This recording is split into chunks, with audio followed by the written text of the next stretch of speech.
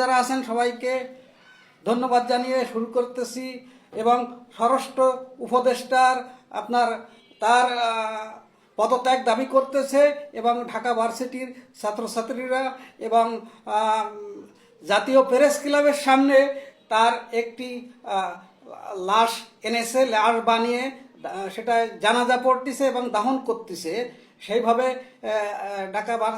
ঢাকা ভার্সিটির ছাত্রছাত্রীরা এ জায়গায় জমায়েত করতেছে এবং আপনার যে জাহাঙ্গীর সাহেব স্বরাষ্ট্র উপদেষ্টা তার এ জায়গায় গায়েবী জানাজা পড়তেছে এবং একটি লাশ নিয়ে আইছে, লাশ বানিয়ে এনে এই প্রেস ক্লাবের সামনে রাখিছে ছাত্রছাত্রীরা এবং তার পদত্যাগ দাবি করতেছে খুব জোরালোভাবে। সারা দেশে খুন খারাপি এবং সারা দেশে মহিলারা নির্যাতিত হচ্ছে এবং বিভিন্ন শ্রেণীর মানুষ নির্যাতিত হচ্ছে।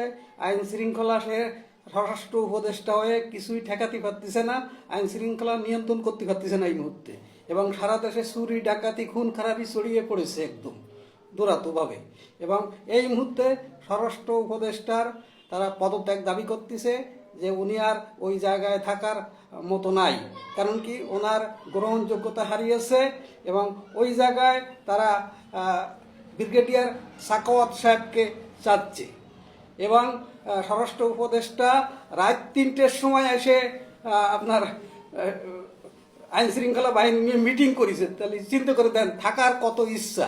রাত 3টের সময় কোনো মানুষ কোনো মিটিং করে আইন শৃঙ্খলা বাহিনী নিয়ে এবং আজকে রাত 3টের সময় সে মিটিং করেছে এই পদে থাকার জন্য।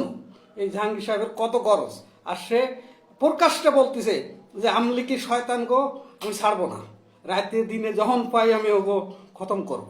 এই কি তার কথা? আর এই মুহূর্তে কলি সে যে ডেভিল হান বাহিনী সে বলতেছে ডেভিল হচ্ছে আমলিকির লোক, আমলিকির লোকরে ধরা হচ্ছে ডেভিল নামে এবং এই কথাগুলো জাহাঙ্গীর সাহেব প্রকাশ্যে বলতেছে।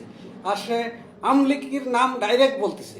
সে একজন স্বরাষ্ট্র উপদেষ্টা, সেই কথা বলতে পারেন একটা দলের কথা, কারণ কি সে কোনো গণভোটে হয়নি ওই জায়গায়। ওই জায়গায় তাকে সাধারণ এই দেশবাসীতেই ওই জায়গায় বসাইছে আর সে এইভাবে একটা দলকে টার্গেট করে এইভাবে কথা বলতেছে। সব লোক কি সন্ত্রাসের দলে এবং সে আইন শৃঙ্খলা রক্ষা করতে পারতেছে না, সে ব্যর্থ এবং তার পদত্যাগ দেশবাসী সবাই দাবি করতেছে এই মুহূর্তে। বাংলাদেশ, খোদা হাফেজ।